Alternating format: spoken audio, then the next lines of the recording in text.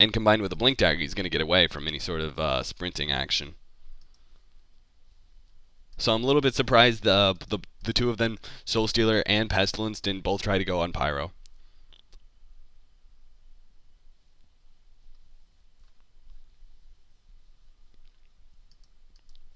Corrupted Disciple already working on that Shaman's Headdress. He's a little behind. In fact, he's a lot behind.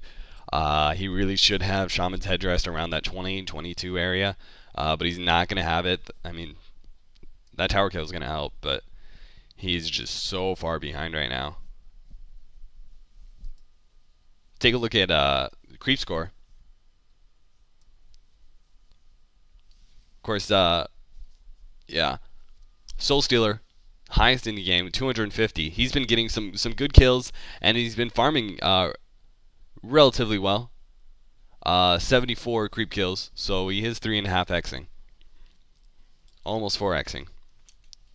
So Soul Stealer getting some really nice farm off. He did get some early kills, which played poorly by T7H. So all of D2P around that 250 area. Meanwhile, T7H also, you've got Tempest 260 and Corrupted Disciple at 250, but the rest of them are around that 170 180 area, and that's really not good. I mean, if your support is not getting a lot of gold, especially that Magnus. Magnus is going to really rely on a fast blink dagger. If they're going to try and chain some sort of Tempest ultimate with Magnus ultimate, he really needs to get that blink dagger fast, especially for ganking purposes. I mean, they do have some squishies that he can take out. Slither and Plague Rite are relatively fast, and Pebbles is pretty squishy too. So Magnus really needs to farm out that blink dagger really fast, which is what he's trying to do. He is a top, and he does have it. Excuse me. He does have that blink dagger. So and yeah, so Pebbles does not have a blink dagger. All he has is that arcane ring, and it's really not helping out his team too much. I mean, there aren't a whole lot of heroes that are really relying on Pebbles having the arcane ring. So really, it's just for himself, and it's such a poor item if you're really only getting it for yourself. I really would have liked to see some sort of portal key. They're going to rely heavily on ganking Corrupted Disciple. Corrupted Disciple is that hard carry, and he's very susceptible to nukes. You got to get to him before he gets that Shaman's Headdress. Well, the way to get to him, he's so fucking fast, is to get that blink dagger on Pebbles. Get that combo off. You're going to take him down to easily take him down to half health, quarter health. And somebody follows up with some other nuke. But of course, that's not going to happen. Corrupted does have that Shaman's Headdress. He started farming a bit better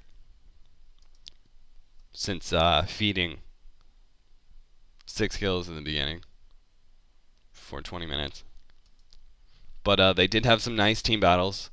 Corrupted was able to pick up a couple. But overall, T7H turning the game around on the D2B. Of course, their mid game is going to be where a lot of their strength is at. Especially since the fact that they do have 1, 2, 3 blinkers.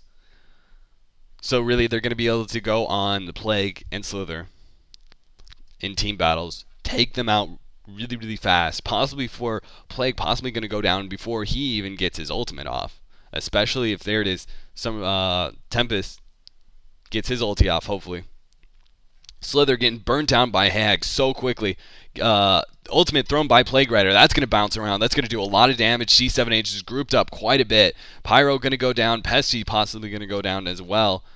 No, Pyro actually gets out. Excuse me. Not for lack of trying. There it is. Pebbles sacrificing himself in order to get that kill. That was a really awkward Magnus stun toss combo. So nice gank by T7H. Really need to keep doing that. They're picking up their lead again. with those blink daggers, they're going to just be able to roam